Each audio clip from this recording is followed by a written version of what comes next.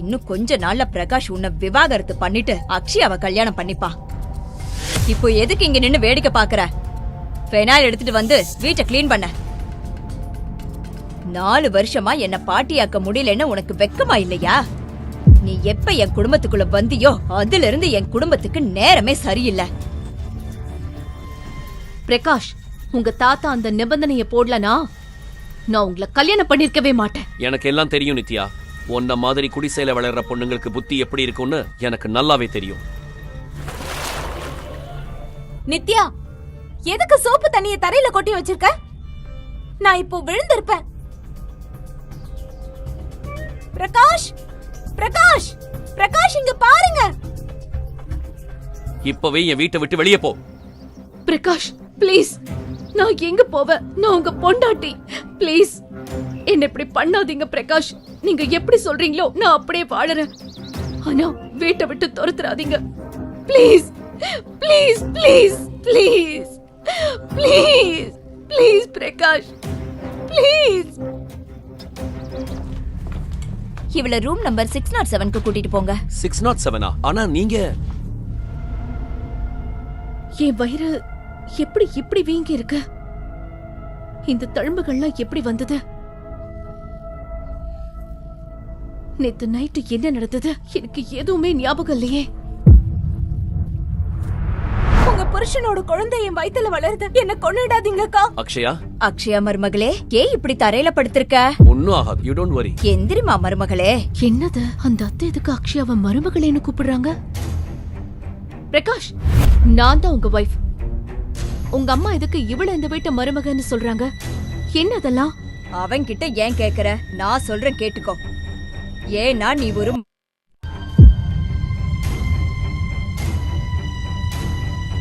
வம்சத்தை வளர்க்க துப்பில்லாத நீ எல்லாம் ஒரு பொண்டாட்டியா?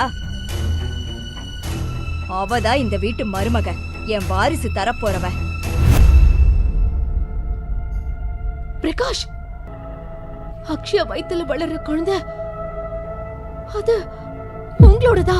ஆமா, இனிமே அக்ஷயா தான் என் கூட இருப்பா. நீ டிவோர்ஸ் கொடுத்துட்டு இங்கிருந்து கிளம்பலாம். பிரகாஷின் அந்த பதிலை கேட்ட நித்யாவின் மனது சுக்குநூறாக உடைந்து சிதறியது. தன் சொந்த தங்கையாகவே நினைத்து பாசம் காட்டியவள் இன்று தன் கணவனுக்கே 2ஆம் தாரமாக வந்து நிற்பதை அவளால் ஜீரணிக்க முடியவில்லை. வெக்கமால? நீ எல்லாம் ஒரு பொம்பளையா? உன் சொந்த அக்கா வாழ்க்கையை அழிக்க உனக்கு அசிங்கமா இல்ல? மறந்து போச்சா நானும் மாமாவும் எவ்வளவு கஷ்டப்பட்டு உன்னை வளர்த்தோன்னு? நீ வெளிநாடு போய் நல்லா படிக்கணும், உன் எதிர்காலம் நல்லா இருக்கணும்னு என் வாழ்க்கை முழுசும் தியாகம் பண்ணனே. ஆனா நீ உன்னோட இந்த அழகு வச்சு என் வாழ்க்கையவே எரிக்க பாக்குறியா? நிறுத்து உன் தியாக நாடகத்தை. நீ பண்ணதெல்லாம் உன் கடமை. அதுக்காக இப்போ நீ தியாகி வேஷம் போடாத. நான் உன்னை இப்ப சின்ன பொண்ணு இல்ல. எனக்கு தலை வலிக்குது. உன்னோட இந்த ஓவர் ஆக்டிங்க முதல்ல நிறுத்து. டிராமாவா? போது, நிறுத்து எல்லாத்தையும்.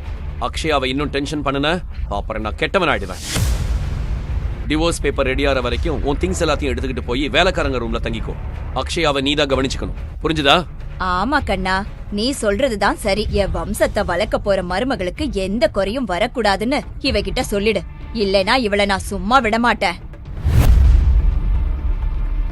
ஒரு பொண்ணா இருந்துட்டு இன்னொரு பொண்ணை இவ்ளோ கேவலமா எப்படி உங்களால பேச முடியுது? எனக்கு தாயாகிற தகுதி இல்லனா அதுக்கு IVF மாதிரி எவ்வளவோ வழி இருக்கு. அதுக்காக என் வாழ்க்கையை அழிக்க வேண்டிய அவசியம் இல்லையே. அத்தை, நீங்களும் ஒரு வாரிசு வேணும்னு ஆசைப்பட்டுதானே அக்ஷயா கூட சேர்ந்து இந்த மாதிரி பண்றீங்க. ஆனா நான் மனசார வேண்டிக்கிறேன், நீங்க எதிர்பார்க்கிற இந்த வாரிசு கனவு என்னைக்குமே நிறைவேறாது. போதும், நிறுத்து. ஒரு வார்த்தை பேசாத. உன் திங்ஸ் எடுத்துட்டு சர்வன்ட் ரூமுக்கு போ, புரிஞ்சுதா? பிரகாஷ், பிரகாஷ், நான் உன்னோட வைஃப். டிவோர்ஸ் ஆகிற வரைக்கும் தான் நீ என் வைஃப். வா போகலாம். பிரகாஷின் அலட்சியத்தை மௌனமாக ஏற்றுக்கொண்டு நித்யா தன் அறைக்குள் நுழைகிறாள். சிறு வயதிலிருந்தே அமைதி அவளுக்கு அடையாளமாகி போனது. நீண்ட நாட்களுக்கு முன்பே தாயை இழந்த நித்யாவை அந்த தாய்மையின் ஏக்கம் தெரியாமல் வளர்த்தவர் அவளுடைய மாமா. சென்னையின் ஒரு சிறிய அறையில் வறுமை வாட்டினாலும் பாசத்திற்கு மட்டும் குறைவிருக்கவில்லை. அங்குதான் தன் மாமா மகள் அக்ஷயாவுடன் வளர்ந்தாள் நித்யா. தன் படிப்பை தியாகம் செய்து நித்யாவை படிக்க வைத்த மாமாவின் தியாகத்திற்கு மத்தியில் அக்ஷயாவின் உருவில் ஒரு தீரா பகை வளர்ந்தது. இன்று நித்யாவின் புகுந்த வீட்டில் அவளை தன் கணவனிடமிருந்து பிரிக்கவும் அவமானப்படுத்தவும் அக்ஷயா விஷத்தனமான சதித்திட்டங்களை தீட்டி வருகிறாள். பிரகாஷ் பேபி, தொண்டை ரொம்ப காஞ்சு போயிருக்கு. நித்யா, போய் அக்ஷயாக்கு குடிக்க ஜூஸ் கொண்டு வா. அக்ஷயாவின் முகத்திரையை கிழித்து எறிய வேண்டும் என்ற ஆத்திரம் நித்யாவின் மனதிற்குள் எரிமலை போல பொங்கியது. ஆனால் அக்ஷயாவின் வயிற்றில் வளரும் அந்த உயிர் மற்றும் பிரகாஷின் கட்டுக்கடங்காத கோபத்தை நினைத்து பார்த்து நித்யா தன்னைத்தானே கட்டுப்படுத்திக் கொள்கிறாள். யாருக்கு இந்த ஜூஸ் எடுத்துட்டு போற? அத்தை, இது அக்ஷயாக்கு தான் எடுத்துட்டு போறேன். இதை இங்க வே. நீ இதை எடுத்துட்டு போக வேண்டாம். அந்த ஜூஸ்ல ஏதாவது விஷத்தை கலந்து அவளை கொல்லவா? என் பேரை பிறக்கிறதுக்கு முன்னாடியே அவனை தீத்து கட்ட பாக்குறியா? தீனோ, எஸ் மேம். இந்த ஜூஸ கொண்டு போய் அக்ஷயா கிட்ட கொடு. அத்தை, நான் பிரகாஷ் மனசு ஜெயிக்க எவ்வளவோ ட்ரை பண்ணேன். ஆனா அவர் என் பக்கத்துல கூட வரல. இதுக்கு நான் என்ன பண்ண முடியும்? நீ ஒரு படிக்காத முட்டாள். உன்னையெல்லாம் என் வீட்டு நாய் கூட நெருங்காது. உனக்கு அழகுனா என்ன, நாகரிகம்னா என்னன்னு தெரியுமா? உன் தங்கச்சிய பார்த்து ஏதாவது கத்துக்கோ. என் மாமனாருக்கு உன்கிட்ட என்ன பிடிச்சதுன்னு தெரியல. என் மகன் வாழ்க்கைய வீணடிச்சிட்டாரு. படிக்காத தற்குறிய கூட்டிட்டு வந்து இந்த அரண்மனையில உட்கார வச்சுட்டாரு. போதும். இன்னும் கொஞ்ச நாள்ல பிரகாஷ் உன்னை விவாகரத்து பண்ணிட்டு அக்ஷயாவை கல்யாணம் பண்ணிப்பா. இப்போ எதுக்கு இங்க நின்னு வேடிக்கை பாக்குற? பெனாயில் எடுத்துட்டு வந்து வீட்டை கிளீன் பண்ண. வீடு முழுவதையும் துடைத்து சுத்தம் செய்து களைப்பு ஒரு புறம் இருந்தாலும் எப்படியாவது பிரகாஷிடம் பேசிவிட வேண்டும் என்று அவன் அறைக்குள் நுழைகிறாள். தன் மனதிற்குள் தைரியத்தை வரவழைத்துக் கொண்டு அவனிடம் பேசத் தொடங்குகிறாள். பிரகாஷ், உங்களுக்கும் எனக்கும் இடையில இருக்கிற ரகசியம் உங்களுக்கு நல்லாவே தெரியும். அதையும் மீறி நீங்க அக்ஷயாவை கல்யாணம் பண்ணிக்க போறீங்களா? நீ அப்படி நினைச்சா இங்கிருந்து கிளம்பலாம். உன்னோட தந்திரத்தால எதையாவது சாதிக்கலாம் நினைச்சா அது நடக்காது. நீ நினைக்கிறது நடக்க நான் விட மாட்டேன். தந்திரமா? பிரகாஷ், உங்க தாத்தா அந்த நிபந்தனைய போடலனா நான் உங்களை கல்யாணம் பண்ணிருக்கவே மாட்டேன். எனக்கு எல்லாம் தெரியும் நித்யா. உன்ன மாதிரி குடிசையில வளர்ற பொண்ணுங்களுக்கு புத்தி எப்படி இருக்கும்னு எனக்கு நல்லாவே தெரியும். நித்யாவின் வார்த்தைகளில் இருந்த நியாயத்தை புரிந்து கொள்ள மறுத்த பிரகாஷ் கோபத்தோடு அறையை விட்டு வெளியேறினான். நித்யா வழக்கமாக படுக்கும் படுக்கை இன்று அவளுடைய தங்கை அக்ஷயா ஆதிக்கத்துடன் படுத்திருந்தாள். எரியும் நெருப்பில் எண்ணெய் ஊற்றுவது போல அக்ஷயா ஒரு கொடூரமான திட்டத்தை தீட்டினாள். இப்ப இருக்க உண்மையான கச்சேரி. நித்யா, எதுக்கு சோப்பு தண்ணியை தரையில கொட்டி வச்சிருக்க? நான் இப்போ விழுந்திருப்பேன். பிரகாஷ், பிரகாஷ், பிரகாஷ், இங்க பாருங்க. பிரகாஷும் அவன் அம்மாவும் பதறிக்கொண்டு ஓடி வருகிறார்கள். பிரகாஷ், இவ என்ன தள்ளி விட்டு என் குழந்தைய அழிக்க பாக்குறா. பிரகாஷ், நான் தண்ணிய கொட்டல. வாய மூடு. எதிர்த்து பேசுறியா? அம்மா, எந்த சூழலிலும் நித்யாவை இந்த வீட்டை விட்டு வெளியேற பிரகாஷ் அனுமதிக்க மாட்டான் என்று அவள் மனம் நம்பியது. இப்பவே என் வீட்டை விட்டு வெளியே போ. பிரகாஷ், ப்ளீஸ், நான் எங்க போவேன்? நான் உங்க பொண்டாட்டி. ப்ளீஸ் என்ன இப்படி பண்ணாதீங்க பிரகாஷ். நீங்க எப்படி சொல்றீங்களோ நான் அப்படியே வாழறேன். ஆனா வீட்டை விட்டு துரத்துறாதீங்க.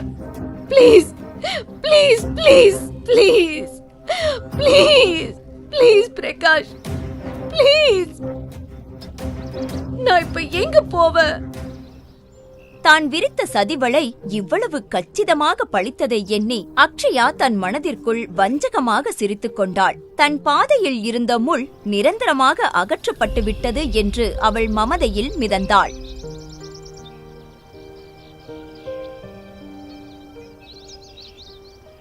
சிறிது நேரத்தில் திடீரென ஒரு விலை உயர்ந்த காரின் ஹாரன் சத்தம் அங்கிருந்தவர்களின் கவனத்தை ஈர்த்தது. நித்யா அந்த ஆடம்பரமான ஆடி காரின் அருகே சென்றபோது உள்ளே இருந்த நபரைக் கண்டு திகைத்து நின்றாள். கார் கதவு அடைக்கப்பட்ட அடுத்த நொடி அந்த சொகுசு வாகனம் மின்னல் வேகத்தில் பறந்தது. கார் புறப்படும் போது உள்ளே இருந்தவரின் முகத்தை பார்த்த பிரகாஷிற்கும் வசுந்தராவிற்கும் அதிர்ச்சியில் காலடியில் இருந்து பூமி நழுவுவது போல் இருந்தது. யார் அது நித்யாவை அழைத்துச் சென்றது? நித்யா அக்ஷயாவின் கேள்விகளுக்கு பதிலளிப்பாளா? வந்தது அவளது விடிவெள்ளியா அல்லது அடுத்த சதிவளையா? நித்யாவிற்கும் பிரகாஷிற்கும் இடையிலான ரகசியத்தை அவள் வெளிப்படுத்துவாளா? காரில் இருந்த நபரை பார்த்ததும் நித்யா தேம்பி அழத் தொடங்கினாள். அது அவளுடைய தோழி ஜெனி. ஜெனி அவளை கட்டி அணைத்துக் கொண்டாள். அழாத நித்யா, உனக்கு நடந்த ஒவ்வொரு கொடுமைக்கும் நம்ம கண்டிப்பா பழி வாங்கணும். என்கிட்ட ஒரு சூப்பரான பிளான் இருக்கு. ஆனா அதுக்கு முன்னாடி எல்லாத்தையும் எனக்கு தெளிவா சொல்லு. எப்போதும் பிரகாசமாக மின்னும் நித்யாவின் கண்கள் இன்று அழுது அழுது வறண்டு போயிருந்தன. அவளது முகத்தில் அந்த வலி அப்படியே தெரிந்தது. சில நாட்களுக்கு முன்னால் அவள் வாழ்க்கையில் வீசிய அந்த புயலை அவள் நினைத்து பார்க்கிறாள். என்னால எப்பவுமே அம்மாவாக முடியாதா? நான் ஒரு குழந்தைய பெத்து தருவேங்கிற நம்பிக்கையில தானே இந்த கல்யாணமே நடந்தது. இப்ப எப்படி ஒரு குழந்தைய பெத்துக்குவேன்? நித்யாவின் கையில் இருந்த ரிப்போர்ட் நழுவுகிறது. அவளது வாழ்வின் அத்தனை மகிழ்ச்சியும் சோகமாக உருவெடுத்தது. எனக்கு தெரியும் உன் மேலதான் தப்பு இருக்குன்னு.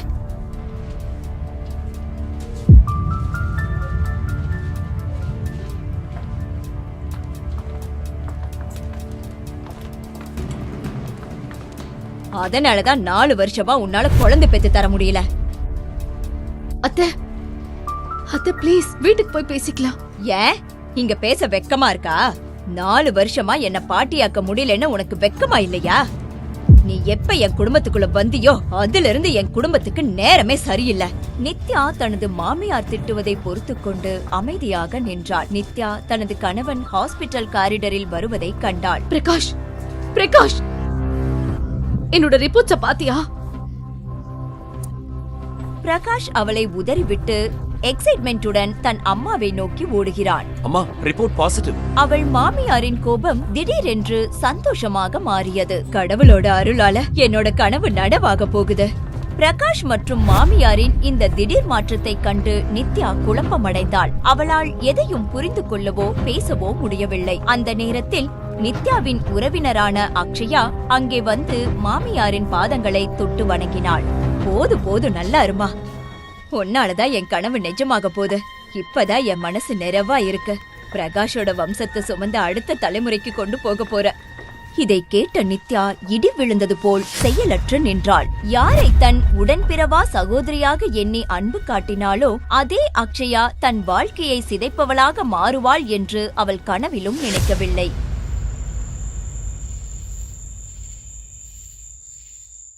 நீ மத்தத பத்தி சொல்றதுக்கு முன்னாடியே ஹாஸ்பிட்டல் ஸ்டாஃப் என்கிட்ட எல்லாம் சொல்லிட்டாங்க. உன் புகுந்த வீட்டு ஆளுங்களுக்கு என்ன பெரிய ஆளுங்கன்னு நினைப்பா? இப்பவே போலீஸ் ஸ்டேஷன் போலாம். ஜெனி, என் தலையெழுத்தை யாராலையும் மாத்த முடியாது. நான் முன்னாடியே சொன்னேன், பிரகாஷ் அவ்வளோ நல்லவ மாதிரி தெரியல என்ன. அதான் நான் இந்த நிலைமையில இருக்கேன். ஜெனி, நீ எப்பவும் சொல்லுவல்ல எல்லாம் மறந்துரும்னு. இன்னைக்கு என் கவலை எல்லாம் மறக்கணும். வா போலாம்.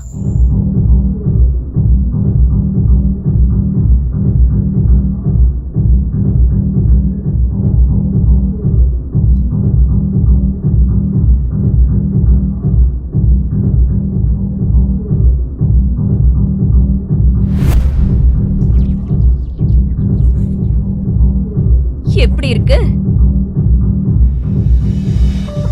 ப்ளீஸ், என் வயித்துல உன் புருஷன் குழந்தை இருக்கு. என்ன கொன்னுடாதக்கா. எனக்கு டிவோர்ஸ் வேணும்.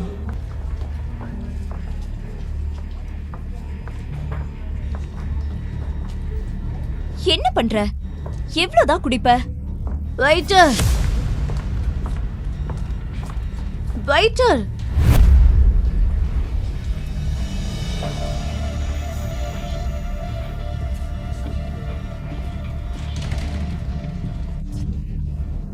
நித்யா போதும் நிறுத்து. டேனி, நித்யா இவள ரூம் நம்பர் 607க்கு கூட்டிட்டு போங்க. 607? ஆனா நீங்க. நித்யா, நீ அவங்க கூட போ.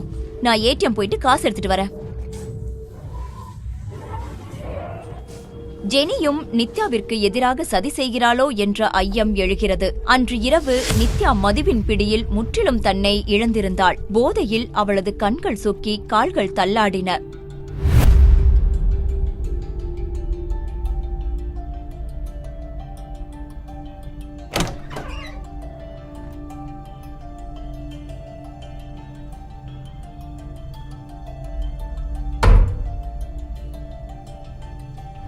ஜெனி காட்டிய அறைக்குள் நித்யா நுழைந்தபோது அங்கு ஏதோ விசித்திரமாக இருப்பதை உணர்ந்தாள்.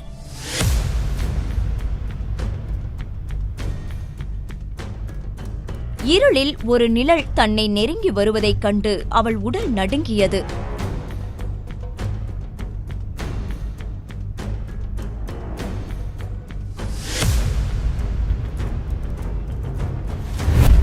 அந்த அறையில் தான் மட்டும் தனியாக இல்லை என்பதை அவளது ஆழ்மனம் எச்சரித்தது.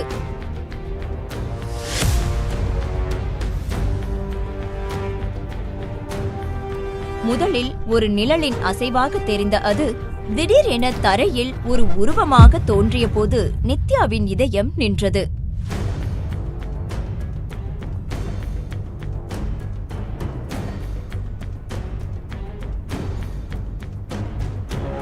பயத்தின் உச்சத்துக்கே சென்ற அவள் அங்கேயே மயங்கி சரிந்தாள்.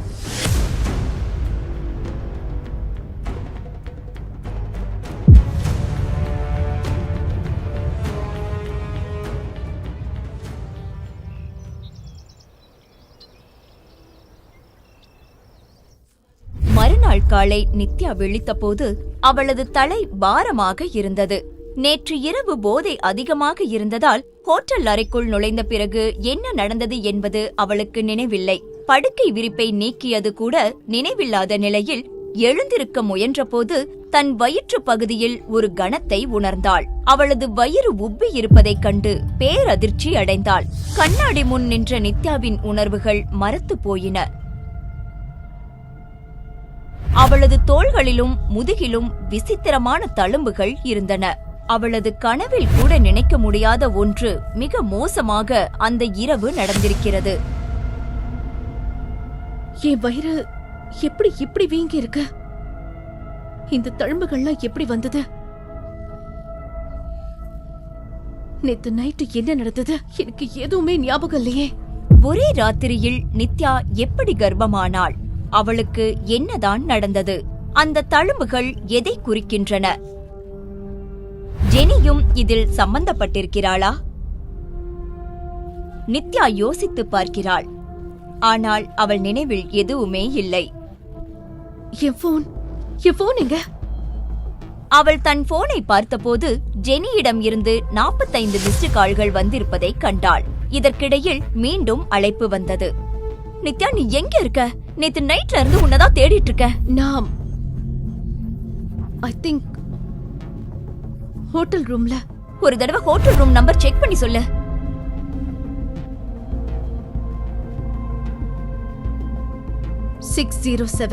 ரூம் நம்பர் 607 என்பதை கேட்டதும் ஜெனி பெருமூச்சுடன் நிம்மதியடைந்தாள். சரி, ஓகே. வேகமாக நித்யா இருக்கும் இடத்திற்கு போனாள்.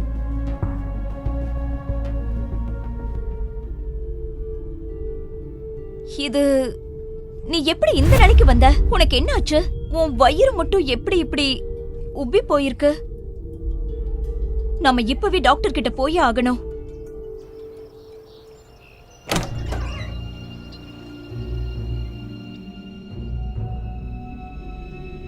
ரிப்போர்ட் வந்துருச்சு. நீங்க 7 months பிரெக்னண்டா இருக்கீங்க. ஒரு புறம் நித்யா திகைப்பில் ஆழ்ந்து போயிருந்தாள். யாரும் தொடாமல் ஒரே இரவில் தான் எப்படி 7 மாத கர்ப்பிணியாக மாற முடியும் என்று அவள் வியப்புடன் எண்ணினாள். ஜெனி சொல்ல முடியாத சந்தோஷத்தில் திளைத்தாள். ஜெனி, ப்ளீஸ் சொல்லு. நேத்து நைட் அப்படி என்னதான் நடந்தது? நேத்து நைட்டு உனக்கு என்ன ஆச்சுன்னு நான் சொல்றேன். ஆனா என்கிட்ட ஒரு கண்டிஷன் இருக்கு. என்ன கண்டிஷன்? ஜெனியின் கண்டிஷனை கேட்டு நித்யா சொன்னாள். என்ன ஜெனி பேசுற? நேத்து நைட்டு நடந்த கொடூரமான உண்மையை சொல்லாம கண்டிஷன் போடுற? உன்னோட இந்த நிபந்தனையை என்னால ஒத்துக்கவே முடியாது. ஜென்னியின் அந்த நிபந்தனை என்னவாக இருக்கும்? நேற்று இரவு நடந்த உண்மையை நித்யா விரைவில் அறிந்து கொள்வாளா? நேற்று இரவு நடந்த உண்மையை நித்யா அறிந்து கொள்ள போராடி கொண்டிருக்கும் அதே வேளையில் மறுபுறம் பிரகாஷுடன் வந்த அக்ஷயா ஹாஸ்பிட்டலில் செக்அப் செய்து கொண்டிருக்கிறாள். அவள் ஒரு புதிய நாடகத்தை அரங்கேற்றிக் கொண்டிருந்தாள். எல்லாம் நல்லாதான் இருக்கு. இருந்தாலும் ஒரு நாள் மட்டும் இவங்க எங்க அப்சர்வேஷன்ல இருக்கட்டும். Okay, thank you doctor. நம்ம குழந்தைங்களுக்கு ஏதாவது ஆச்சுன்னா நான் செத்துருவேன். எனக்கு ரொம்ப பயமா இருக்கு. இல்ல நீ டென்ஷன் ஆகாத. நான் இருக்கிறப்போ அந்த நித்யாவால நம்ம குழந்தைய ஒண்ணும் பண்ண முடியாது. நீ டென்ஷன் ஆகாம இரு. பத்திரமா உன்னை பாத்துக்கோ. நான் உனக்கு குடிக்க ஜூஸ் கொண்டு வரேன். ஓகே?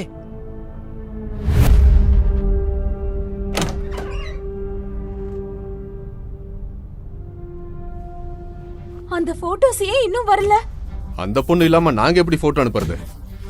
ராத்திரி போனா அந்த பொண்ணை தேடி பார்த்தாங்க, ஆனா அந்த பொண்ணு எங்கேயுமே இல்ல.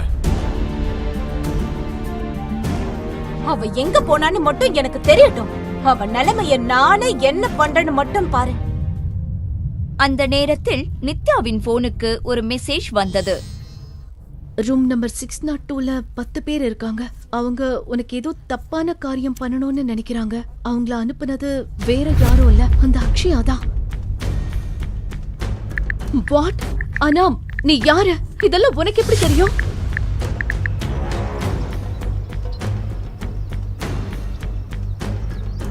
ஆமா, நேத்து ராத்திரி உன் கூட இருந்தது நான் தான். உன் வாழ்க்கையே இப்ப முழுசா மாறப்போகுது.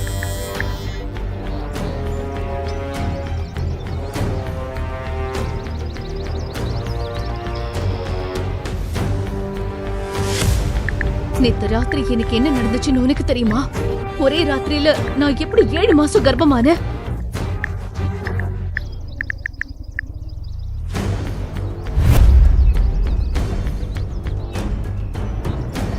நேத்து ராத்திரி நடந்த எல்லா விஷயமும் எனக்கு தெரியும். நீ எதுக்கு தயாரா இருந்தா மட்டும் எனக்கு போன் பண்ணு. உன் முடிவை நிதானமா யோசிச்சு சொல்லு. உனக்கு நடந்த எல்லா அநியாயத்துக்கும் நான் பழி வாங்குறேன்.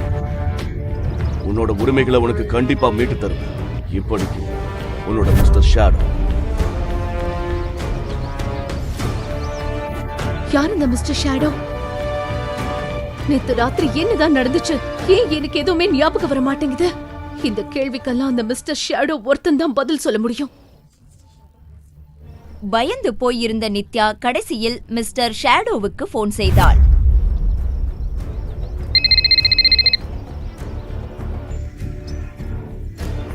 ஹலோ நித்யா, நீ எனக்கு போன் பண்ணுவேன்னு எனக்கு தெரியும். இப்ப சொல்லு, நீ என்ன முடிவு பண்ணிருக்க? முதல்ல நீ யாருன்னு சொல்லு. என்கிட்ட இருந்து உனக்கு என்ன வேணும்? எனக்கு நடந்த அநியாயத்துக்கு நீ ஏன் பழி வாங்கணும்னு நினைக்கிற? நீ என்னோட ஃப்ரெண்டா இல்ல எதிரியா? அத காலம் தான் சொல்லணும். ஆனா ஒண்ணு மட்டும் ஞாபகம் வச்சுக்கோ, இப்போதைக்கு உன்னோட ஒவ்வொரு எதிரியும் என்னோட எதிரி தான். உனக்கு நடந்த அநியாயத்துக்கு நான் பழி வாங்குற வரைக்கும். இந்த மிஸ்டர் ஷேடோ யாரு? அவன் உன்கிட்ட இருந்து என்ன எதிர்பார்க்கிறான்? மிஸ்டர் ஷேடோ ஏன் நித்யாவுக்கு நடந்த அநியாயத்திற்கு பழி வாங்க வேண்டும் என்று நினைக்கிறான்? அன்று இரவு என்ன நடந்தது என்று தெரிந்து கொள்வாளா? நித்யா ஒரே நாளில் எப்படி 7 மாசம் கர்ப்பம் தரிக்க முடியும்? இந்த சதி திட்டத்தில் ஜெனியின் பங்கு என்ன? அவள் விதித்த நிபந்தனைகள் என்ன? 5 லட்சம் ரூபாங்கிறது ரொம்ப கம்மி தான். ஆனா சீக்கிரமே அந்த அக்கவுண்ட்ல நான் இன்னும் நிறைய பணம் டெபாசிட் பண்ணுவேன். மிஸ்டர் ஷேடோ, நீங்க யாரா வேணா இருங்க, ஆனா 2 விஷயத்தை நல்லா புரிஞ்சுக்கோங்க. முதல்ல நேத்து நைட்டு நான் குடிச்சிருந்தேன். நமக்குள்ள நடந்த எல்லாமே ஒரு ஆக்சிடென்ட். 2வது விஷயம், என்கிட்ட காசு இல்லாம இருக்கலாம், ஆனா என் மனசாட்சி இன்னும் சாகல. நீங்க எனக்கு உதவ நினைக்கிறீங்க, அதுக்கு தேங்க்ஸ். ஆனா உங்க பணம் எனக்கு வேண்டாம். நித்யா, ஒரு முடிவு எடுக்கிறதுக்கு முன்னாடி நல்லா யோசின்னு சொன்னால, ஏன் இப்படி அவசரப்படுற? நான் யோசிச்சுதான் சொல்றேன். நான் முடிவு பண்ணதுக்கு அப்புறம் ஏன் என்ன இவ்வளவு அவாய்ட் பண்றீங்க? ஏன் இப்படி பதட்டப்படுற? உன்னை தெரிஞ்சுக்கோ, உன்னை பத்தி உனக்கே தெரியாத பல விஷயம் எனக்கு தெரியும். நான் சொல்றேன்ல, எனக்கு உங்க பணம் வேண்டாம். நித்யா போனை கட் செய்த மறுநொடி அவளது போன் ரிங் ஆனது. ஸ்கிரீனில் ஒரு லேண்ட்லைன் நம்பர் தெரிந்தது. நித்யா போனை எடுத்தாள். மிஸ்ஸஸ் நித்யா, உங்க மாமாவை கொஞ்ச நேரத்துக்கு முன்னாடி தான் ஹாஸ்பிடல்ல அட்மிட் பண்ணிருக்கோம். கண்டிஷன் ரொம்ப சீரியஸா இருக்கு. நீங்க சீக்கிரமா ஹாஸ்பிடல் வாங்க. இதை கேட்டதும் நித்யாவுக்கு தூக்கி வாரி போட்டது. லைஃப் கேர் ஹாஸ்பிடலில் வாசலில் ஒரு ஆட்டோ வந்து நின்றது. நித்யா பணத்தை கொடுத்துவிட்டு ஹாஸ்பிடலுக்குள் ஓடி போய் கேட்டாள்.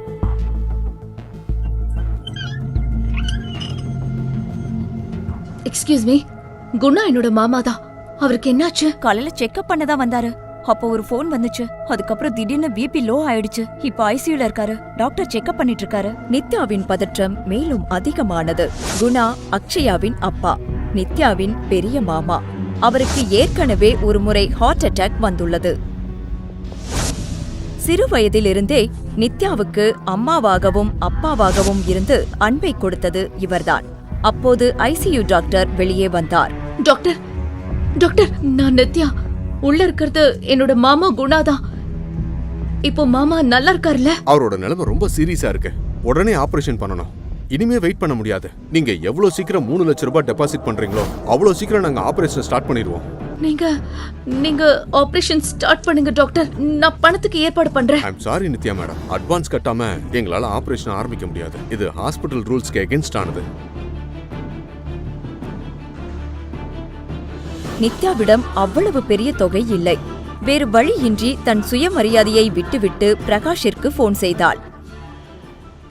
ஹலோ பிரகாஷ். என்ன விஷயம்? காலையில போன் கட் பண்ணப்போ இனிமே என்கிட்ட பேசவே மாட்டேன்னு நினைச்சேன்.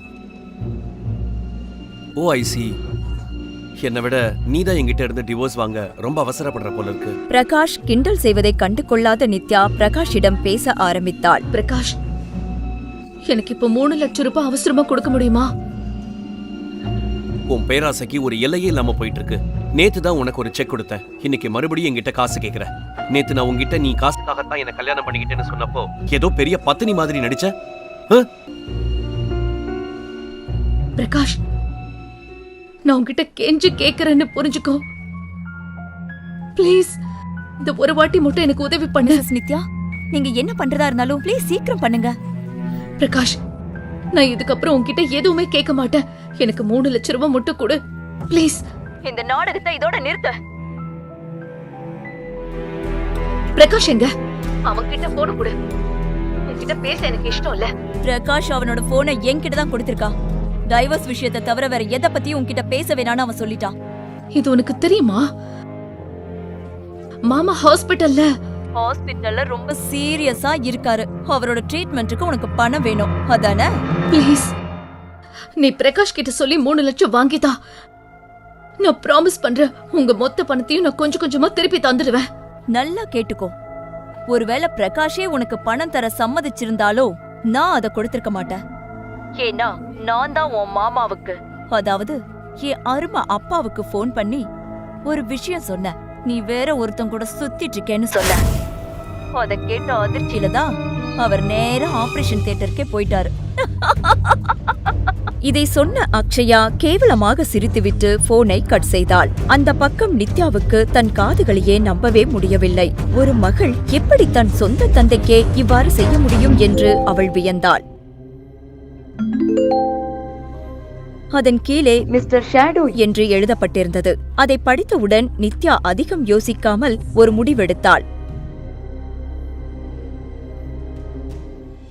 அவள் தனது வேலட்டிலிருந்து மிஸ்டர் ஷேடோவின் டெபிட் கார்டை எடுத்து நர்ஸிடம் கொடுத்தாள். பணம் செலுத்தப்பட்டவுடன் நித்யாவின் மாமாவிற்கு அறுவை சிகிச்சை தொடங்கியது. ஆபரேஷன் நீண்ட நேரம் நடந்தது. ஆனால் நித்யா அந்த இடத்தை விட்டு நகரவே இல்லை. மதியம் 12 மணி இருக்கும். பிரகாஷிடம் இருந்து நித்யாவுக்கு கால் வந்தது. நான் ஃபேமிலி கோர்ட்டுக்கு வெளியே நிக்கிறேன். நீ எங்க இருக்க? என்னால வர முடியாது. நீ வரேன்னு சொல்லிட்டு இப்ப பேச்ச மாத்திரியா? இல்ல, எனக்கு உன்கிட்ட இருந்து சீக்கிரம் விடுதலை கிடைச்சா போதும். அதனால தயவு செஞ்சு வந்துடு. எனக்கு அதிக நேரம் இல்ல. உன்கிட்ட பேசி என் நேரத்தை வேஸ்ட் பண்ணவும் எனக்கு விருப்பம் இல்ல. மாமாவுக்கு ஆபரேஷன் நடந்துட்டு இருக்கு, அதனாலதான் என்னால வர முடியல. அவர் நிலைமை கொஞ்சம் சரியானதும் நான் உனக்கு சொல்றேன். உனக்கு பணம் தரலைங்கிறதுக்காகத்தான் நீ இந்த மாதிரி டிராமா போட்டுட்டு இருக்கியா? சூப்பர். நடிக்கணும்னு எனக்கு அவசியம் இல்ல. உன்னோட இந்த கேவலமான பணத்தை நீயே வச்சுக்கோ. உன் கேர்ள் ஃப்ரெண்ட் அக்ஷயா கூடவே சந்தோஷமா இரு. எனக்கு அது தேவையில்ல என்று கூறிவிட்டு நித்யா காலை கட் செய்தது மட்டுமின்றி அதை ஸ்விட்ச் ஆஃப் செய்தாள். நித்யாவின் மாமாவிற்கு மாலை வரை அறுவை சிகிச்சை தொடர்ந்தது. பல மணி நேரங்களுக்கு பிறகு மருத்துவர் வெளியே வந்து நல்ல செய்தியை கூறினார். நித்யா முழு மனதுடன் மருத்துவருக்கு நன்றி தெரிவித்தாள். சிறிது நேரத்திற்கு பிறகு நித்யாவின் மாமா குணாவை மீண்டும் வார்டுக்கு மாற்றினார்கள்.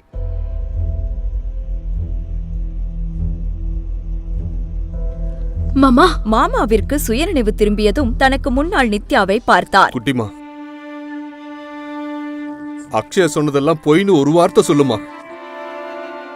எப்படிமா இவ்வளவு பெரிய தப்பு பண்ணுன? மாமா, நீங்க நினைக்கிற மாதிரி எதுவும் நடக்கல. இப்போ நீங்க எதை பத்தியும் கவலைப்பட வேணாம். இது பிரகாஷுக்கு தெரியுமா? தெரிஞ்சிருக்காது. இனிமேலாவது ஜாக்கிரதையா இருமா. இப்படி ஒரு தப்பு நடந்துடக்கூடாதுன்னு அந்த கடவுளை வேண்டிக்கிறேன். உன் கல்யாண வாழ்க்கை முடிஞ்சு போச்சு. நானும் செத்துட்டா உன் அம்மா கிட்ட நான் என்ன பதில் சொல்லுவேன்? குணா பேசி முடிப்பதற்குள் கதவு திறக்கும் சத்தம் கேட்டது. நித்யா திரும்பி பார்த்தபோது மிகுந்த அதிர்ச்சியடைந்தாள். அங்கே பிரகாஷ் நின்று கொண்டிருந்தான். மாமா, அவன் கூடவே அக்ஷயாவும் வந்திருந்தாள். இப்ப எப்படி இருக்கு மாமா? வாங்க வாங்க, வந்து உட்காருங்க. நித்யா கண்ணு, பிரகாஷ் எவ்வளவு பிஸியா இருப்பாரு. அவர்கிட்ட போய் ஆபரேஷனை பத்தி ஏன் சொன்ன? நிறைய வேலை இருக்கும். அவரோட வேலை டிஸ்டர்ப் ஆயிருக்கும். மாமா, நித்யா எனக்கு ஃபோன் பண்ணல. நான் அக்ஷயாக்காகத்தான் இங்க வந்தேன். அக்ஷயாவுக்காகவா? அப்படின்னா? அதாவது அப்பா, உங்க உடம்பு எப்படி இருக்குன்னு விசாரிக்க வந்த. உங்ககிட்ட வேற ஒரு விஷயம் சொல்ல வேண்டியிருக்கு. அதுக்காக தான் நாங்க 2 பேரும் வந்தோம். இதை சொல்லும்போது அக்ஷயா நித்யாவை ஒரு வஞ்சக பார்வையுடன் பார்த்தாள். கடந்த 48 மணி நேரத்தில் நடந்தவற்றை அக்ஷயா தனக்குள் வைத்திருக்காமல் குணாவிடம் சொல்லியிருந்தால் அவர் உயிர் பிழைத்திருக்க மாட்டார். இப்போது நித்யா என்ன செய்வாள்? பிரகாஷ் இப்போ எனக்கு மாமா மட்டும் இல்ல, அவர்தான் என்னோட. பிரகாஷ் அவளோட பாஸ். அக்ஷயாவும் பிரகாஷோட கம்பெனில தான் வேலை செய்யறா. பிரகாஷும் அவ வேலைய பயங்கரமா பாராட்டுவாரு. ஓ அப்படியா? அவ படிச்ச படிப்புக்கும் நாம பட்ட கஷ்டத்துக்கெல்லாம் இப்போதான் பலன் கிடைச்சிருக்கு. நித்யா அக்ஷயா பேசுவதை ஒரு வழியாக தடுத்து விட்டாள். ஆனால் அவள் எந்த நேரத்தில் என்ன பேசுவாள் என்று நிச்சயம் இல்லை. ஏன் எல்லாரும் நின்னுக்கிட்டே இருக்கீங்க? உட்காருங்க. உங்க உடம்பு எப்படி இருக்குன்னு பாத்துட்டு போலான்னு வந்தேன். இப்போ நீங்க பெட்டரா இருக்கீங்க. ஆக்சுவலா ஆபீஸ்க்கு லேட் ஆகுது, அதனால நாங்க கிளம்புறோம். உங்களுக்கு லேட் ஆச்சுன்னா நீங்க கிளம்புங்க. எனக்கு ஒன்றும் இல்ல, நான் பாத்துக்கிறேன். மாமா, உங்களுக்கு எதுனாலும் எனக்கோ இல்ல அக்ஷயாவுக்கோ கால் பண்ணுங்க. பிரகாஷ் போன்ற ஒரு கண்ணியமான மனிதனை பெற நித்யா மிகவும் அதிர்ஷ்டசாலி என்று குணா உணர்ந்தார். இன்று பிரகாஷ் நேரத்தை ஒதுக்கி வந்ததால் குணாவிற்கு அவன் மீது மரியாதை அதிகமானது. பிரகாஷ் தம்பி, சொல்லுங்க மாமா. அக்ஷயா உங்க கூட வேலை செய்யறது எனக்கு சந்தோஷம்தான். அவ நித்யாவோட தங்கச்சியா இருந்தாலும் அந்த ஒரு காரணத்துக்காக அவ பண்ற எந்த தப்பையும் நீங்க விட்டு கொடுக்க கூடாது. அதுக்கு அவசியமே வராது மாமா. அக்ஷயா சூப்பரா வேலை செய்யறா. ருத்ரா தம்பி, நான் இன்னொரு விஷயம் சொல்லணும். சொல்லுங்க மாமா. கண்ணா, நான் எவ்வளவு நாள் உயிரோட இருப்பேன்னு தெரியாது. நான் போறதுக்கு முன்னாடி உங்க 2 பேரோட குழந்தைகளோட விளையாடணும்னு ஆசைப்படுறேன். குணாவின் வார்த்தைகளை கேட்டு நித்யாவுக்கு தன் தலையை சுற்றுவது போல இருந்தது.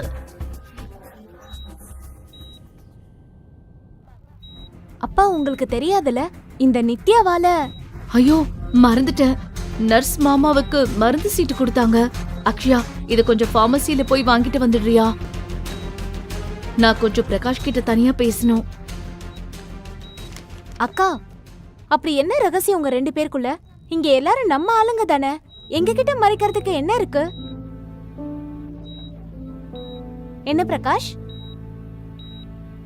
நீ ஃபாரின்ல படிச்சுட்டு வெஸ்டர்ன் கல்ச்சரை பழகிட்ட போல.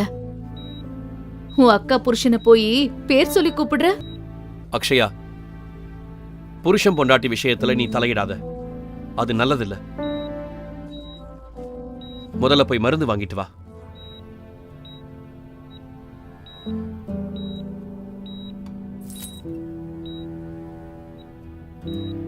கொஞ்சம் வெளியில வாங்க, உங்ககிட்ட தனியா பேசணும். மாமா, இப்ப வந்துடுறேன். மாமாவுக்கு இப்பதான் ஆபரேஷன் முடிஞ்சிருக்கு. நிலைமை எவ்வளவு சீரியஸா இருக்குன்னு நீங்களே பாத்தீங்க தானே. அவருக்கு எந்த ஒரு ஸ்ட்ரெஸ்ஸும் இருக்க கூடாதுன்னு டாக்டர் சொல்லிருக்காரு. அவர் மனசு கஷ்டப்படுற மாதிரி ஏதாவது நடந்தா அவரோட நிலைமை இன்னும் மோசமாயிடும். அப்புறம் அவரை காப்பாத்துறது ரொம்ப கஷ்டம். அதனால நம்ம டைவர்ஸ் விஷயத்த பத்தி அவருக்கு இப்ப தெரியக்கூடாது. இந்த அதிர்ச்சி அவரால தாங்கிக்க முடியாது. நீங்க வேற எதுவும் பண்ண வேண்டாம். எனக்கு நீ சொல்ல வேண்டியதே இல்ல நித்யா. முதல்ல ஒரு பொண்டாட்டி மாதிரி எனக்கு அட்வைஸ் பண்றதை நிறுத்து. சட்டப்படி நாம இன்னும் பிரியாம இருக்கலாம். மன செலவுல நாம பிரிஞ்சு ரொம்ப நாள் ஆச்சு. 4 வருஷம் ஒன்னா இருந்தப்பவே நான் உங்களுக்கு ஆர்டர் போடுறதுக்கு எந்த ரைட்ஸும் கொடுத்ததில்ல. இப்போ எப்படி கொடுப்பீங்க? உங்களுக்கு நான் என்ன ஆர்டர் போட முடியும் பிரகாஷ்? இந்த 4 வருஷ கல்யாண வாழ்க்கையில உங்ககிட்ட நான் எதையுமே கேட்டதில்ல. ஆனா இன்னைக்கு உங்ககிட்ட பிச்சையா கேக்குறேன். மாமாக்கு இந்த விஷயம் தெரியக்கூடாது. நான் சொல்றத கேட்டா நான் ஜெயிச்சிடுவேன், நீங்க தோத்துடுவீங்கன்னு நினைக்காதீங்க. இது ஜெயிக்கிறதுக்கும் தோக்கறதுக்கும் ஆன போட்டி இல்ல பிரகாஷ். இது ஒருத்தரோட உயிர் சம்பந்தப்பட்ட விஷயம். அவர் எனக்கு மாமா மட்டும் இல்ல, அக்ஷயாவோட அப்பாவும் தான். எனக்காக இல்லைனாலும் அட்லீஸ்ட் அக்ஷயாக்காகவாது இத செய்யுங்க.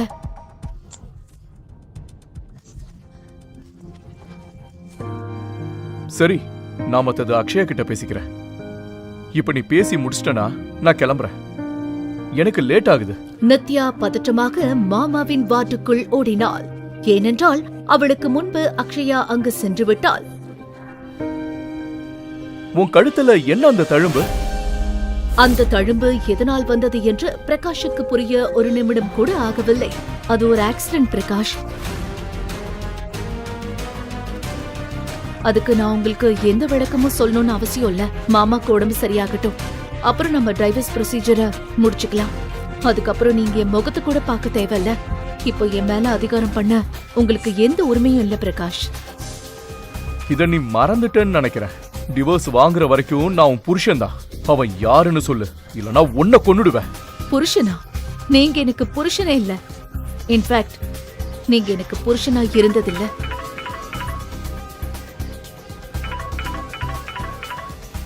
நித்யா தனது மாமாவின் வார்டுக்குள் போனாள். அக்ஷயா தனியாக மாமாவிடம் ஏதாவது சொல்லிவிடுவாளோ என்ற பயம் அவளை இன்னும் வாட்டியது. மாமா, அக்ஷயா இன்னும் மருந்து வாங்கிட்டு வரலையா? இல்லம்மா, என்னாச்சு? பிரகாஷ் திரும்ப வரலையாமா? பிரகாஷ்க்கு ஏதோ ஒரு கால் வந்துச்சு, அதான் அவசரமா கிளம்பிட்டாரு. உங்களை பாக்குறேன்னு சொல்லிட்டு போனாரு. நிஜமாவே நித்யா, நீ ரொம்ப கொடுத்து வச்சவ. உனக்கு இவ்வளவு புரிஞ்சுக்கிற ஒரு புருஷன் கிடைச்சிருக்காரு. நான் போய் மருந்து வாங்கிட்டு வரேன்.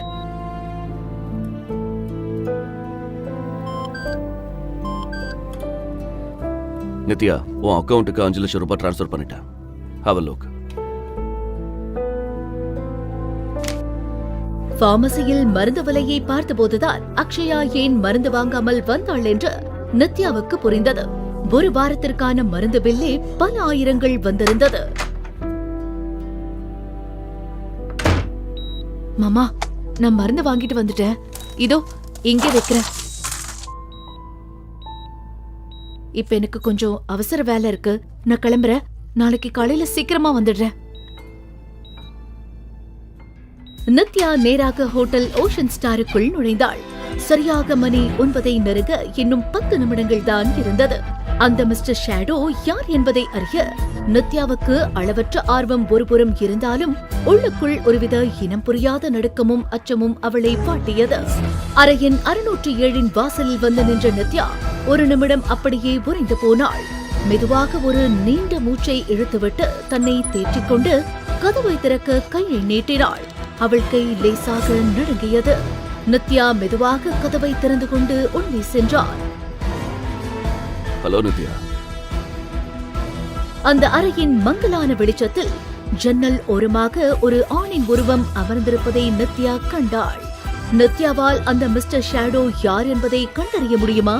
நிஜமாகவே அப்படி ஒரு மனிதன் இருக்கின்றானா?